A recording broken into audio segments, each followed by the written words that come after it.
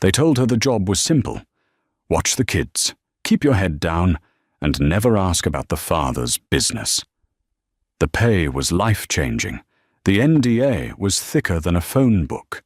But Clara didn't know that signing that paper was signing away her safety.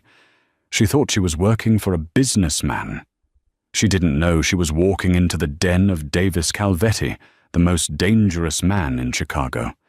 And she certainly didn't know that in 3 months she'd be bleeding out on a marble floor, taking a bullet meant for children that weren't even hers. This is the story of how an innocent nanny brought a mafia king to his knees. The interview didn't take place in an office. It took place in the back of a blacked-out Cadillac Escalade, circling the loop in downtown Chicago. Clara Mitchell sat with her hands folded tightly in her lap, trying to stop them from trembling. Across from her sat a man who wasn't the employer, but the lawyer. Mr. Sterling. He looked like a shark in a 3-piece suit, his eyes scanning her resume with a mixture of boredom and scrutiny. "Clean record," Sterling muttered, not looking up. "No living relatives within the state. A degree in early childhood education from Northwestern, but you dropped out of your master's program. Why?" "Financial reasons," Clara said, her voice steady despite the nerves. "My mother's medical bills. I needed to work immediately." Sterling finally looked up. "The salary we are offering is $10,000 a month, cash, plus room and board at the estate. You will have 0 expenses." Clara's breath hitched. 10,000? That could clear her debt in a year. It could pay for a specialist for her mother's condition. "What's the catch?" "The catch," Sterling said, sliding a thick document across the leather seat, "is privacy. Total, absolute silence. You do not have social media. You do not invite guests. You do not leave the property without an escort. And you never, under any circumstances, speak to the press or the police about Mr. Calvetti or his associates. If you breach this contract, you won't just be sued, Ms. Mitchell. You will be erased."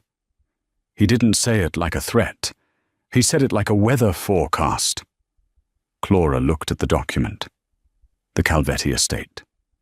She had heard the name Calvetti before, whispered on the news in connection with sanitation unions and construction contracts, but usually accompanied by mugshots of men who looked much rougher than Mr. Sterling. "I have 2 charges," Sterling continued. "Toby and Bella, 5-year-old twins. They have gone through 4 nannies in 6 months. They are difficult. Their mother passed away 2 years ago. Their father is a busy man who requires peace." Clara thought of the eviction notice sitting on her kitchen counter. She thought of the empty fridge. She picked up the heavy fountain pen. "Where do I sign?" The Calvetti estate was a fortress. Located in Barrington Hills, it was surrounded by 12-foot iron fences and dense forest.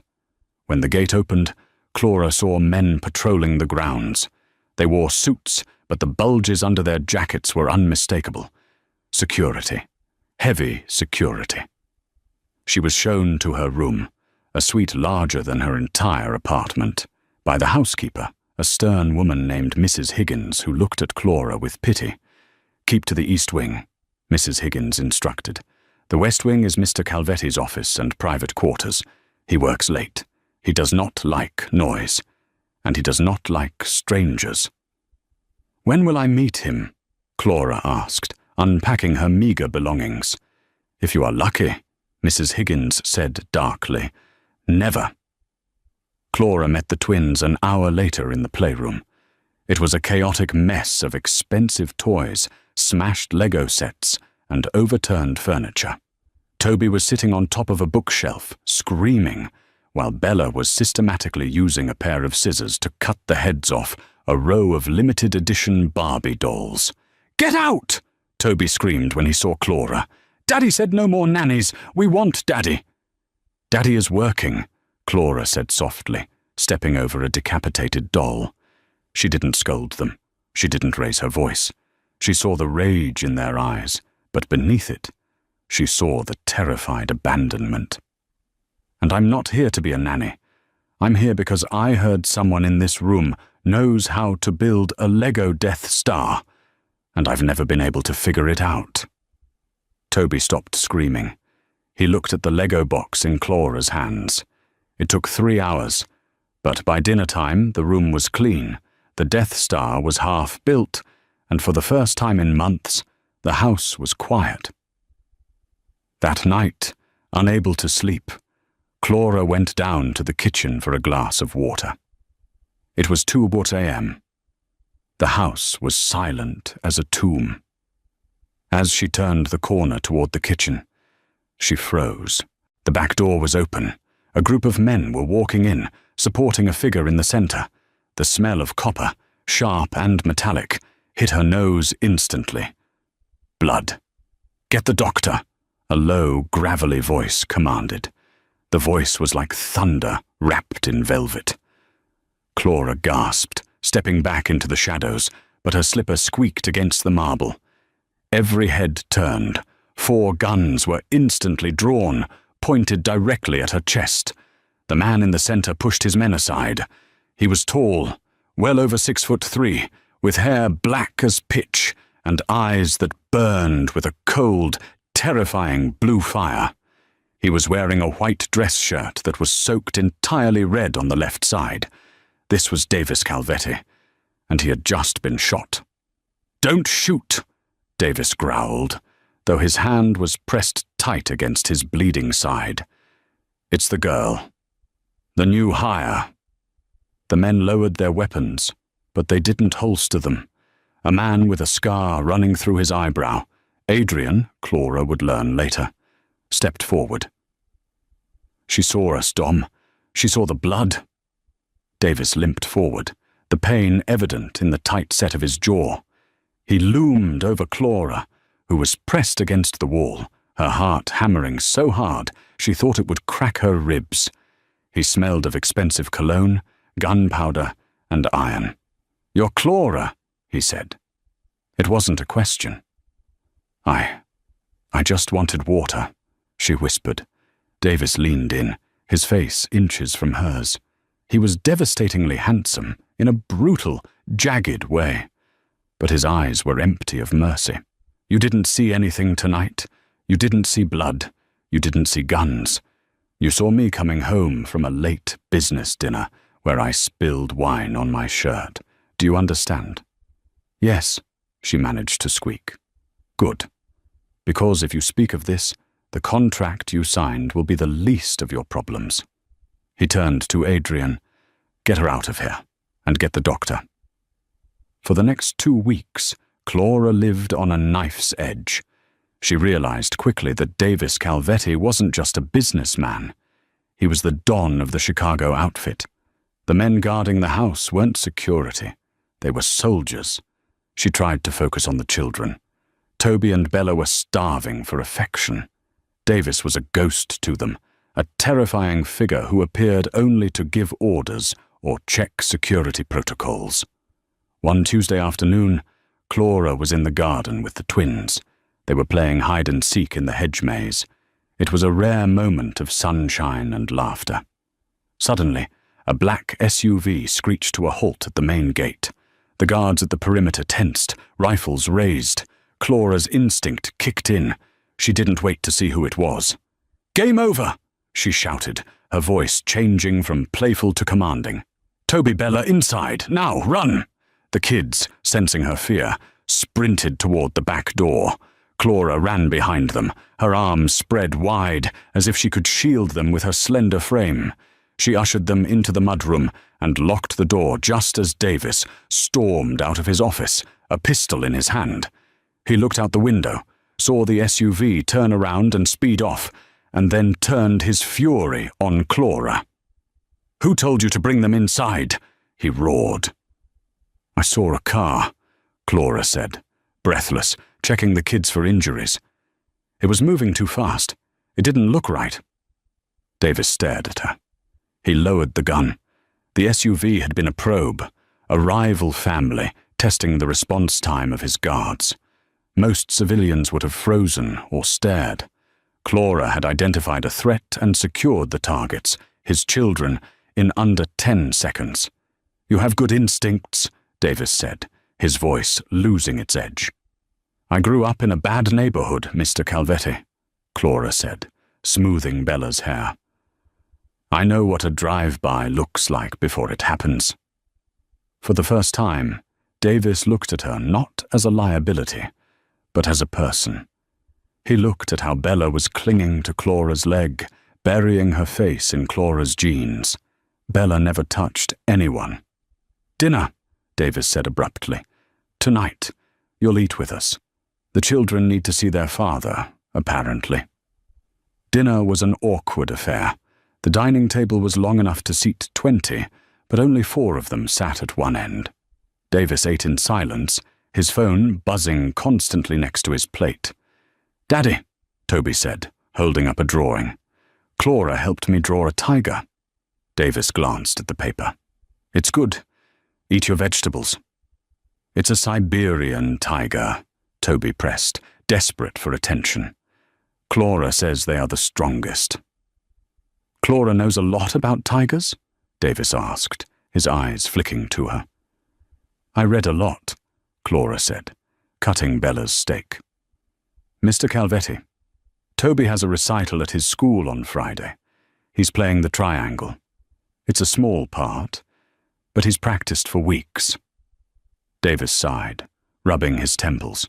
"I have meetings on Friday. Adrian will take them." "He doesn't want Adrian," Clara said, her voice dropping, risking everything. "He wants you." The air in the room froze. The guard standing by the door shifted uncomfortably. No one spoke to Davis Calvetti like that. Davis slowly put down his fork. He looked at Clara. "Do you know who I am, Miss Mitchell? Do you know what I do to keep this food on this table?" "I know you are a father," Clara shot back, her hands shaking under the table but her eyes locked on his. "And right now, that is the only job title that matters in this room." Davis stared at her for a long, agonizing minute. The twins held their breath. "Friday," Davis said, picking up his wine glass. 2:00 p.m., put it on my calendar." Toby's face lit up like a Christmas tree. Clara let out a breath she didn't know she was holding. Later that night, Adrian cornered Clara in the hallway. Adrian was Davis's second-in-command. He was charming, handsome in a slick way, but something about him made Clara's skin crawl. "You're playing a dangerous game, Angel," Adrian whispered, blocking her path. "Dom isn't a puppy you can train. You push him too far, he bites." "I'm just doing my job, Adrian," Clara said, trying to step around him. "Are you?" Adrian smiled, a smile that didn't reach his eyes. "Because it looks like you're playing house. Just remember, empires fall from the inside. Don't get too comfortable." Clara didn't know it then, but Adrian wasn't warning her. He was threatening her. Because Adrian had just made a deal with the Volkov family, the Russians who wanted Davis's territory, and the only thing standing in the way of Adrian's coup was Davis's focus. If Davis became a family man, Adrian couldn't manipulate him. Clara was becoming a problem. And in Adrian's world, problems were eliminated. Friday arrived with a sky the color of bruised iron. A storm was brewing over Lake Michigan, but the atmosphere inside the Calvetti estate was even heavier. Davis Calvetti adjusted his tie in the hallway mirror. He was used to wearing $5,000 suits, but today the silk felt like a noose. He wasn't going to a sit-down with the cartel or a negotiation with the union bosses. He was going to a kindergarten recital. "You look nice," Clara's voice floated down the stairs. Davis turned, his breath hitched in his throat, just for a second. Clara wasn't wearing her usual jeans and oversized sweater. She was wearing a simple navy blue dress that hugged her waist and flared at the knees. Her hair was pulled back, revealing the soft curve of her neck. She looked elegant. She looked like she belonged there. "It's for the school," she said quickly, mistaking his stare for disapproval. "They have a dress code for guests." "It's fine," Davis grunted, turning away to hide the flicker of something dangerous waking up in his chest. "Let's get this over with." The drive to the private school in Lincoln Park was executed with military precision. 3 SUVs. Davis and the family in the middle vehicle, bulletproof glass tinted so dark it was midnight inside. Toby was vibrating with anxiety, clutching his triangle. Bella was holding Clara's hand so tight her knuckles were white. "What if I mess up?" Toby whispered. Davis looked at his son. He didn't know what to say. In his world, if you messed up, you died. That wasn't exactly encouraging advice for a 5-year-old. Clara squeezed Toby's shoulder. "You won't. But even if you miss a beat, just keep playing. No one knows the music but you. Make it your own." Davis looked at Clara. "Make it your own." It was simple advice, but it worked. Toby nodded, his shoulders relaxing. The recital was an hour of screeching violins and off-key singing. To any other parent, it was adorable. To Davis, it was torture, until Toby walked on stage. The boy looked terrified. He scanned the audience, his eyes wide. When he locked eyes with Davis in the 3rd row, he froze. Davis sat up straighter. He didn't smile. He didn't know how to smile on command, but he nodded, a sharp, firm nod. "I see you. I am here." Toby beamed. He hit the triangle with perfect timing. Ding. For a moment, just a moment, Davis Calvetti wasn't the mafia king of Chicago. He was just a dad watching his kid, and he realized with a sudden pang of guilt that he owed this feeling to the woman sitting next to him. He glanced at Clara. She was beaming, tears shining in her eyes as she applauded. She loved these kids. It wasn't just a paycheck. It was real. As the curtain fell, Davis leaned close to her ear. "Thank you," he murmured, his voice low and vibrating against her skin. Clara turned, startled by the proximity. Their faces were inches apart. The electric tension between them was sudden and undeniable. "Mr. Calvetti, Davis," he corrected. "When we aren't at the house, call me Davis." Before Clara could answer, Adrian appeared at the end of the aisle. He wasn't clapping. He was holding his earpiece, his face pale. He signaled to Davis. "We have a problem." Davis's demeanor shifted instantly. The father vanished. The dawn returned. The warmth left his eyes, replaced by glacial ice. "We're leaving," Davis whispered to Clara. "Now. Get the kids. Don't run, but walk fast." "What is it?" Clara asked, sensing the shift. "We've been compromised." The parking lot was chaos. Parents were milling about, hugging their children, taking photos. It was the worst possible environment for a security extraction. Too many civilians. Too many blind spots. "Into the car. Now," Davis ordered, opening the rear door of the middle SUV. Clara ushered Toby and Bella inside. "Get in. Buckle up. Heads down," she instructed calmly, though her heart was hammering against her ribs. Davis was scanning the perimeter. He saw a grey van parked 2 rows over. The windows were down. A glint of metal flashed in the afternoon sun. "Get down!" Davis roared. The air shattered. Rat-tat-tat-tat-tat! Automatic gunfire erupted across the parking lot. Glass exploded. Parents screamed. The windshield of the lead SUV shattered. "Ambush!" Adrian screamed, returning fire from behind a parked sedan. Davis didn't dive for cover. He drew his weapon, a custom .45, and stood his ground, firing methodically at the van. He was a statue of violence, drawing the fire away from his children. But there were 2 teams. While Davis engaged the van, a motorcycle roared out from between two school buses behind them. The rider leveled a submachine gun directly at the open rear door of the SUV, where the children were screaming. Clara saw him. Davis was too far away. The guards were pinned down. Time seemed to slow down into a thick, honey-like sludge. Clara looked at Toby and Bella, huddled together on the leather seat. She looked at the black barrel of the gun. She looked at Davis, who was turning too slowly, horror dawning on his face. She didn't think. She didn't calculate the contract or the salary. She just moved. Clara threw herself across the back seat, covering both children with her body, shielding them like a human blanket. Bang! Bang!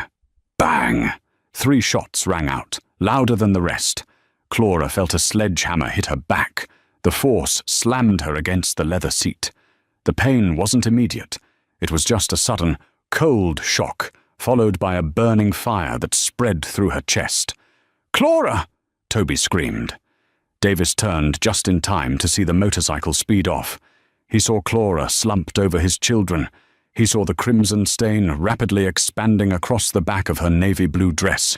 A roar ripped from Davis's throat, a sound so primal and terrifying that even his own men flinched. He sprinted to the car, ripping the door open. "Daddy, she's not waking up!" Bella was sobbing, her hands covered in red. Davis pulled Clara out of the car, laying her gently on the asphalt.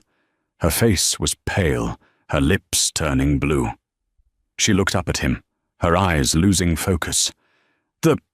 The kids," she wheezed, blood bubbling past her lips. "They're safe," Davis choked out, pressing his hands against the wound in her shoulder and back to staunch the flow. "You saved them, Clara. You saved them." "Good," she whispered. Her eyes rolled back, her head lolled to the side. "Stay with me," Davis shouted, shaking her. "Adrian, get the car. Forget the convoy. We're going to the hospital. Now." He scooped her up in his arms. She felt impossibly light. For a man who had dealt death his entire life, the weight of her life in his hands felt unbearable. As the SUV peeled out of the lot, tires screeching, Davis Calvetti looked down at the woman bleeding out on his lap. He realized, with a terrified clarity, that if she died, the last part of his soul would die with her. The private clinic was hidden in an old warehouse district near the docks. It was off the grid, staffed by surgeons who had lost their licenses, or were paid enough not to ask where the bullet holes came from. Davis paced the sterile white hallway like a caged tiger. He was still wearing his suit, now ruined, the white shirt stained rust-red with Clara's blood. He hadn't washed his hands. He wanted to feel the reminder. Adrian stood by the door, looking nervous. "Dom, you need to change. The men are arriving. You can't let them see you like this." "I don't care what they see," Davis snarled. He stopped pacing and got right in Adrian's face. How did they know? The recital wasn't on the public calendar. Only 3 people knew the schedule. Me, you, and Clara. Adrian swallowed hard. "Dom, look. She's the new girl. We don't know her background, really. Maybe she tipped them off? A martyrdom play to get your trust?" Davis grabbed Adrian by the throat and slammed him against the wall. The guards looked away. "She took a bullet for my children," Davis hissed, his voice low and lethal. "If she wanted them dead, she just had to step aside.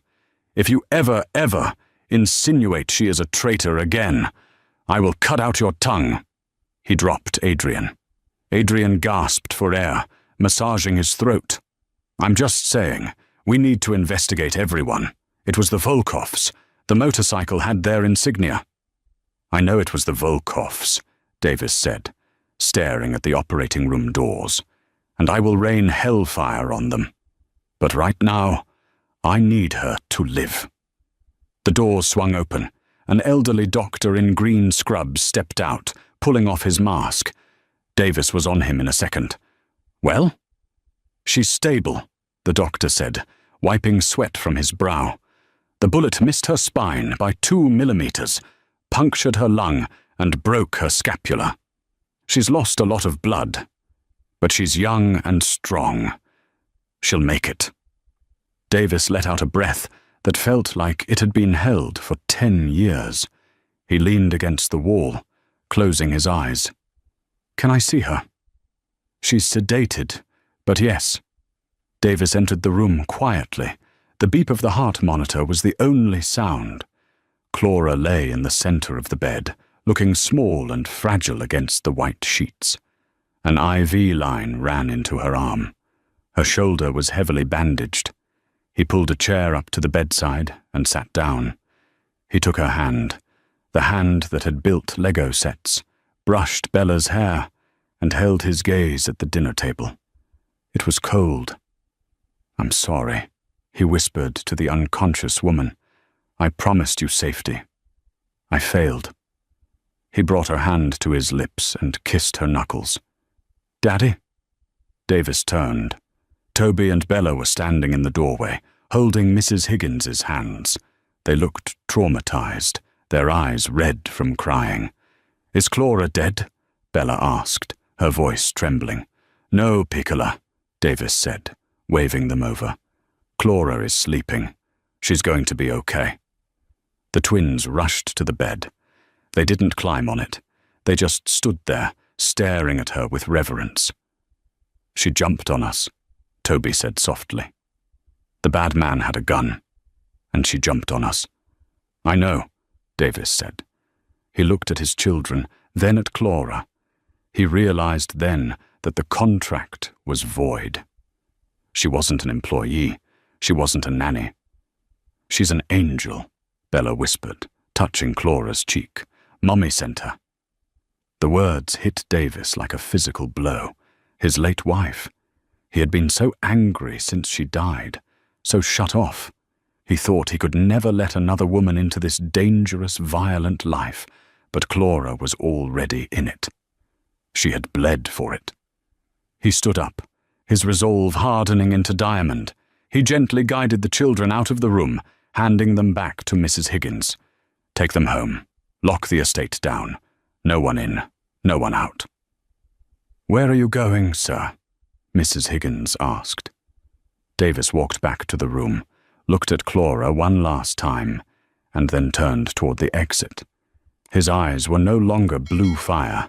They were black voids of vengeance. I'm going to kill everyone who had a part in this, Davis said calmly. And then I'm going to find the rat in my organization who sold us out. As he walked down the hallway, Adrian watched him go. Adrian's hand went into his pocket, his fingers brushing against his burner phone. He needed to make a call. The hit had failed. Davis was alive. The girl was alive. And the devil was coming for them all. Chicago burned that night. Not literally. But the underworld felt the heat. Davis Calvetti did not go home to change. He did not eat. He did not sleep. He went to the Volkov Grand Operations Center, a shipping yard on the south side. He didn't take an army. He took 4 of his best men, including a terrifying enforcer named Luca, who never spoke. They kicked down the doors of the main office. The Russians were counting money, stacks of cash wrapped in rubber bands. They scrambled for their weapons, but they were too slow. Davis moved through the room like a grim reaper. 2 shots, 2 bodies. He didn't seek cover. He walked forward with the terrifying inevitability of a natural disaster. He cornered the Volkov underboss, a man named Yuri, in the back office. Yuri was frantically trying to climb out a window. Davis grabbed him by the belt and threw him across the room. Yuri crashed into a glass display case, shattering it. Who gave you the schedule? Davis asked. His voice wasn't a shout. It was a whisper, which made it infinitely scarier. I don't know, Yuri screamed, blood pouring from his nose. We just got a text, an anonymous tip, said the Calvetti boy would be at the school. Davis pressed the barrel of his gun to Yuri's knee. I don't believe in anonymity. Bang! Yuri shrieked. "The phone! Check the phone!" He pointed to a burner on the desk. Davis picked it up. He scrolled through the messages. "Target at Lincoln Park. 2:02 p.m. Minimal security. The girl is the weak link. Take them all out." Davis stared at the screen. The number was blocked, but the syntax, the phrasing. "The girl is the weak link." Only one person had called Clara a liability. Only one person had consistently tried to push her out. Davis's blood ran cold. It wasn't just a rival, it was a brother. He turned to Luca. "Finish it here. Burn the cash. Leave the bodies as a message." "Where are you going, boss?" Luca grunted. "To the hospital," Davis said, checking his watch. "Because if the rat knows the hit failed, he's going to try to finish the job himself." Back at the clinic, Clara drifted in and out of consciousness. The pain was a dull throb, masked by heavy morphine. Every time she opened her eyes, she expected to see the ceiling of her cramped apartment. Instead, she saw white tiles and expensive equipment. She tried to move, but a groan escaped her lips. "Easy," a voice rumbled. Clara turned her head. Davis was there. But he looked different. The suit jacket was gone. His sleeves were rolled up, revealing muscular forearms covered in tattoos she had never seen before. He looked exhausted, covered in soot and grime, but his eyes were glued to her face. "The kids?" she rasped. Her throat felt like sandpaper. "They are home. Guards are at every door. They made you a card. It's mostly glitter," Davis said, a ghost of a smile touching his lips. He reached out and brushed a stray hair from her forehead. His touch was incredibly gentle for a man who had just dismantled a crime syndicate. "You stayed?" Clara asked. "I had some errands," Davis said darkly. "But I came back. I will always come back." He took her hand. "Why did you do it, Clara? You signed a contract for money, not for bullets." "They're just kids, Davis," she whispered, her eyes fluttering. "And they're your kids." Davis fell silent. In his world, loyalty was bought, love was a transaction. But this woman, she had offered her life for free. "I need you to listen to me," Davis said, his voice urgent. "I have to leave the room for 10 minutes. I have to set a trap. You are going to be safe, I promise. But someone is coming in here. Someone we know." "Who?" "Adrian." Clara's eyes widened. "Adrian?" "Just pretend to be asleep," Davis said, squeezing her hand. "Trust me." He kissed her forehead, lingering for a second too long, and then slipped into the attached bathroom, leaving the door cracked open just an inch. The silence in the private recovery suite of St. Jude's, a medical facility on the outskirts of Chicago that existed solely for men like Davis Calvetti, was heavy enough to crush a man's lungs. Davis sat in a leather armchair in the corner of the room, shrouded in shadow. The only light came from the rhythmic, green pulse of the heart monitor, and the pale orange glow of the streetlights filtering through the blinds. He hadn't moved for 4 hours. He hadn't changed his clothes. The white dress shirt he had worn to the recital was stiff with dried blood. Clara's blood. He refused to wash it off. He needed the smell, that sharp, metallic scent of copper and terror, to keep his rage focused. He looked at the woman in the bed. Clara looked impossibly small amongst the tangle of wires and tubes. The doctors had said she was lucky. The bullet had shattered her scapula and collapsed her left lung, but it had missed the major arteries. She was sedated now, floating in a morphine haze, her chest rising and falling with a shallow, fragile rhythm that Davis found himself sinking his own breathing to. If she stops, he thought, I stop. A soft knock came at the door. It was Luca, his head of security, a man built like a vending machine and just as talkative.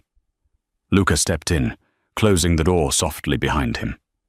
It's done, Luca whispered, his voice grave. The Volkovs are gutted.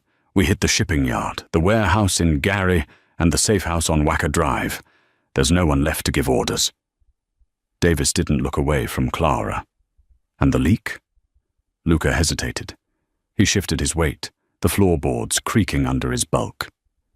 We found a burner phone on Yuri's body. The last call was to a number we recognized, boss.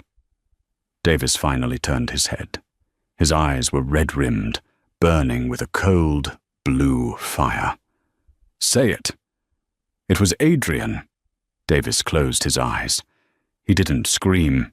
He didn't flip the table. He felt a sickening sense of inevitability. Adrian wasn't just his underboss. He was his cousin.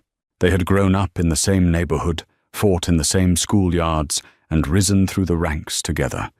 Adrian had been the one to drive Davis to the hospital when his wife died. Adrian was the godfather to Toby. He thinks I'm still at the warehouse, Davis said, his voice a low rumble. He thinks Clara is the loose end. He told me earlier that she was a liability. He said if she died, I'd get my focus back. He's on his way here, Luca said. He called the front desk, checked if visitors were allowed. He's coming to finish it. Davis stood up. The movement was stiff, his joints locking from hours of stillness. He walked over to the bedside table and picked up his heavy, custom-made 1911 pistol. He checked the chamber. A round was loaded. He clicked the safety on and placed it on the table, right next to a vase of wilting lilies. Clear the floor, Davis ordered. Remove the guards from the door. Turn off the security cameras in this hallway. I want this place to look abandoned. Boss, Luca warned. If he comes in armed, he won't come in shooting, Davis corrected. Adrian is a coward. He likes things clean. He'll want to make it look like a medical complication, a failed heart, a clot. Davis looked down at Clara, brushing a stray lock of hair from her forehead with a trembling finger. Go, wait in the stairwell. Do not come in until I call you. Luca nodded once and vanished. Davis looked at the bathroom door. It was a small ensuite, dark and cramped. He stepped inside, leaving the door cracked open just an inch, enough to see the bed, enough to see the IV drip, enough to see the devil when he walked in. Then he waited. 20 minutes later, the elevator dinged down the hall. The sound was faint, but in the silence of the ward, it sounded like a gunshot. Footsteps followed, soft, purposeful strides on the linoleum floor. They weren't the heavy boots of a soldier. They were the expensive Italian loafers of a man who thought he owned the world. The door handle to room 402 turned slowly. Davis held his breath in the darkness of the bathroom. Through the crack, he watched the sliver of light from the hallway widen as the door opened. Adrian stepped inside. He looked immaculate. He was wearing a charcoal grey suit, his hair perfectly coiffed. He held a bouquet of flowers in one hand, a grotesque prop for the murder he was about to commit. He closed the door gently, engaging the lock with a soft click. Adrian stood at the foot of the bed for a long moment, just watching Clara. He tossed the flowers onto the visitor chair with a careless flick of his wrist. You really are a pretty thing, Adrian whispered to the unconscious woman. His voice was smooth, lacking any tremor of guilt. It's a shame, really. I liked you. But you just had to play hero. He walked to the side of the bed. He reached into his jacket pocket and pulled out a small glass vial and a syringe. He held it up to the light, tapping the side to remove air bubbles. Potassium chloride, Adrian murmured, as if explaining a recipe. Stops the heart instantly. No pain. They'll call it cardiac arrest from the trauma. Davis will cry, we'll bury you, and then we get back to business. Adrian sighed, a sound of genuine frustration. You see, Clara, you broke him. He's weak when you're around. He's talking about recitals and dinners Men like us. We don't get dinners. We get power. And I can't let him throw away the empire for a babysitter." He reached for the IV port on Clara's arm. "He didn't throw it away," a voice said from the darkness. "He grew up." Adrian froze. The syringe hovered inches from the plastic tube. Davis kicked the bathroom door open. It slammed against the wall with a deafening bang.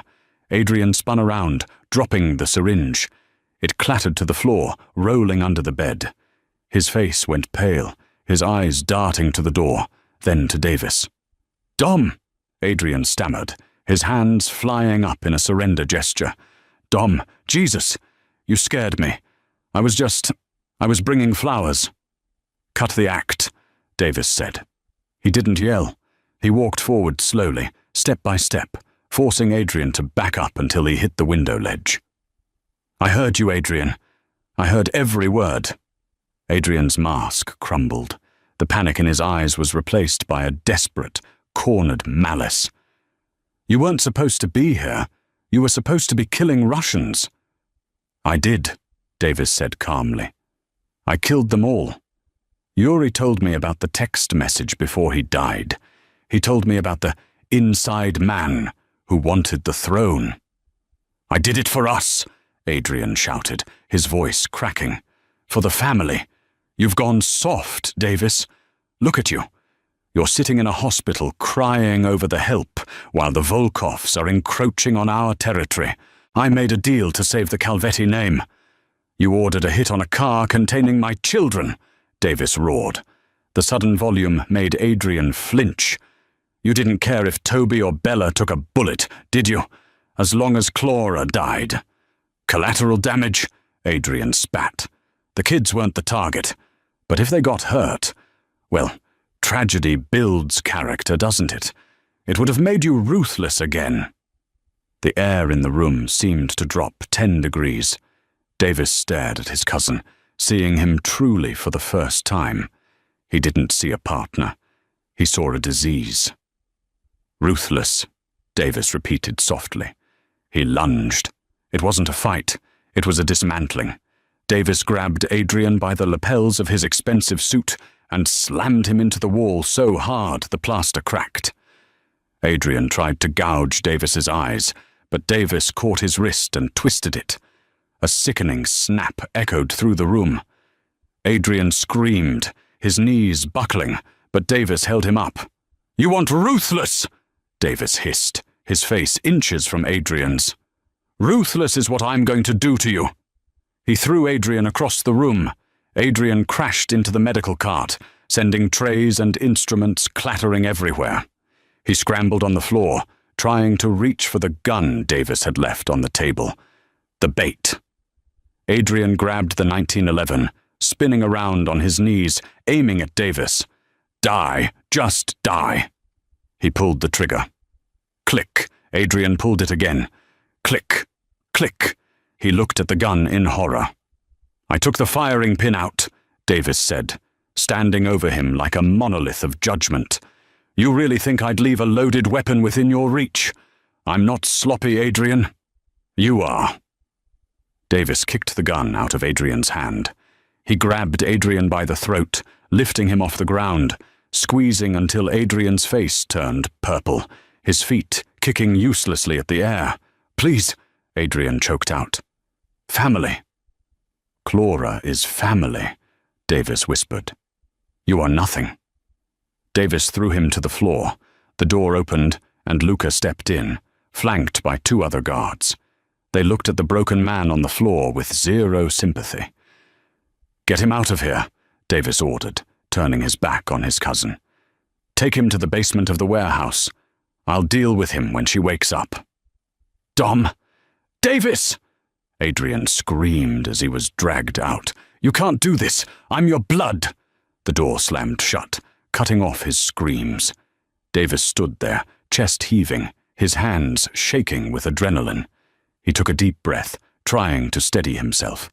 He walked back to the sink in the corner and washed his hands again, scrubbing until his skin was raw.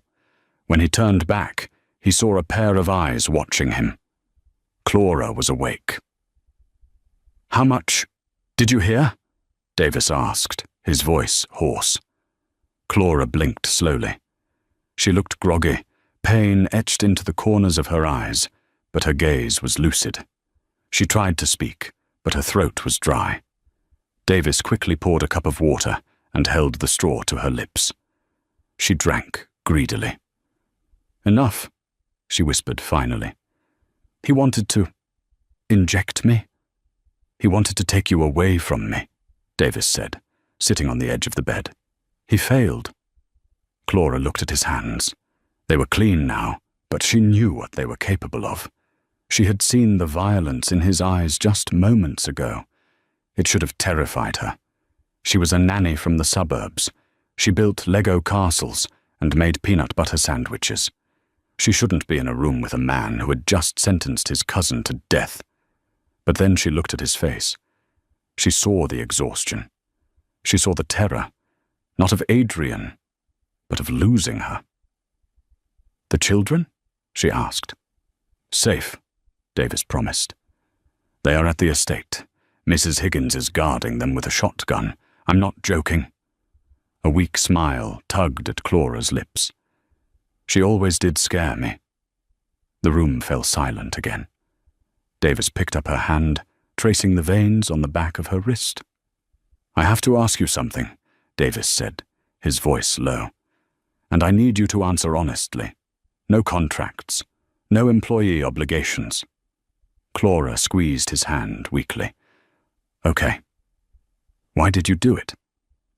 Davis looked into her eyes, searching for the truth. You could have stayed down. You could have covered your head. Why did you cover them? I don't know, Clara admitted softly. I didn't think. I saw the gun and I knew I couldn't let them get hurt. I love them, Davis. I know I'm just the nanny, but I love them. You're not just the nanny, Davis said fiercely. Not anymore. He leaned in closer. I'm going to give you a choice, Clara. When you heal, you can leave. I will give you $5 million. I will set you up in Italy, France, wherever you want. You will never have to work again. You will be safe, far away from me, and far away from this life. Clara watched him. And the other option? You stay, Davis said. The word seemed hard for him to get out. You stay here, with me, with the kids. But if you stay, you need to know what you're signing up for. This life, it's war. There will be other Adrians. There will be other threats. I will protect you with my last breath, but I cannot promise peace. Clara looked at the ceiling, then back at Davis. She thought about her lonely apartment. She thought about the debt collectors. Then she thought about Toby's laugh. She thought about Bella's hugs. And she thought about this man, this dangerous, broken, beautiful man who looked at her as if she were the only light in a dark universe. $5 million is a lot of money, Clara mused. Davis's face fell slightly. He began to pull his hand away. I understand. I'll have the lawyers draft the... Clara tightened her grip on his hand. I'm not finished. She looked him dead in the eye. I don't want the money. I want the risk. Davis froze. Clara, I can't go back to a normal life, Davis, she whispered. Not after this. And I can't imagine waking up in a world where I don't see those kids every day. Or you. She reached up with her good arm and touched his cheek. His stubble was rough against her palm. I'm staying, she said. But we are renegotiating the contract. Davis let out a breath that sounded like a sob. He turned his face into her palm and kissed it. Name your terms. No more secrets, she said. If there's a threat, you tell me. If you're bleeding, you show me. We do this together. Or not at all. Davis nodded, his forehead resting against hers. Together. I swear it. 6 months later. The Calvetti estate had changed. The 12-foot iron fences were still there, and the guards still patrolled the perimeter, but the atmosphere inside the walls was transformed. The garden, once manicured and sterile, was now dotted with colorful toys. A swing set had been installed near the fountain. It was a crisp autumn's day. The trees were blazing with gold and crimson leaves. In the master bedroom, Clara stood before a full-length mirror. The dress was a masterpiece of lace and silk, fitted to perfection. The scar on her shoulder was hidden beneath the delicate fabric, a secret badge of honor she carried with pride. "You look like a princess," Bella squealed from the bed, where she was jumping up and down in her flower girl dress. "No," Toby corrected, adjusting his bow tie in the mirror with serious concentration. "She looks like a queen. Daddy said so." Clara smiled at them through the reflection. "You two better not wrinkle those outfits before the photos." "We won't," they chorused. There was a knock at the door. Mrs. Higgins poked her head in, her usual stern expression softened by a genuine smile. "It's time, dear. The guests are seated." "Is he nervous?" Clara asked. Mrs. Higgins chuckled. "He's been pacing the altar for 20 minutes. I think he's terrified you're going to climb out the window." Clara turned, picking up her bouquet of white roses. "He should know by now. I don't run." The ceremony was held in the back garden, overlooking the lake. It wasn't a massive affair with politicians and judges. It was intimate. The men standing guard were the ones who had bled with Davis. The guests were the few people in Chicago who could be trusted. As Clara stepped onto the aisle, the string quartet began to play. The crowd stood. Davis was waiting under an arch of white orchids. When he saw her, his composure broke. This man, who had stared down barrels of guns and ordered the deaths of enemies without blinking, had tears in his eyes. He looked different than the man she had met in the interview. The darkness was still there. It would always be part of him. But it was no longer consuming him. It was a shield now, not a cage. Clara reached the altar. Davis took her hands. His grip was warm and solid. "You came," he whispered, as if he still couldn't believe it. "I told you." Clara smiled, her thumb brushing his knuckles. "I had to make sure you were following the new contract terms." The priest began the service, speaking of love, sacrifice, and loyalty. But neither Davis nor Clara needed the sermon. They had already lived the vows. They had sworn them in a parking lot under fire, in a hospital room covered in blood, and in the quiet moments of healing that followed. "Do you, Davis?" the priest asked. "Take this woman to be your lawfully wedded wife? To have and to hold, in sickness and in health, for richer or poorer, until death do you part?" Davis looked at Clara. He thought of the bullet she took. He thought of the night in the hospital. He thought of Adrian and the Volkovs and the peace he had finally secured for his family. "I do," Davis said, "and I will, every day. And do you, Clara?" Clara looked at the twins, who were watching with wide, happy eyes from the front row. She looked at Davis, her partner, her protector, her love. "I do," she said, her voice clear and strong. "Then by the power vested in me," the priest smiled, "I pronounce you husband and wife. You may kiss the bride." Davis didn't hesitate. He pulled her close, dipping her slightly, and kissed her with a passion that made the guards whistle, and Mrs. Higgins blush. As they broke the kiss, breathless and laughing, Davis rested his forehead against hers. "I love you, Mrs. Calvetti," he murmured. "I love you too, boss," she whispered back. They turned to face the crowd, hands clasped tight. As they walked back down the aisle, petals raining down on them, Clara knew that the story wasn't over. There would be challenges, there would be enemies, But as she looked at the man beside her and the children running ahead of them, she knew one thing for certain. They were untouchable. From a terrified nanny to the queen of the Chicago underworld, Clara didn't just survive the Calvetti family. She saved it. She proved that sometimes the strongest armor isn't a bulletproof vest, but the courage to love what others fear. Davis thought he hired an employee, but he found the one person willing to bleed for his heart. What did you think of Davis's revenge? Did Adrian get what he deserved? Let me know in the comments below. If you enjoyed this story of danger, betrayal, and romance, please hit that like button. It really helps the channel. And don't forget to subscribe and ring the bell so you never miss a new story.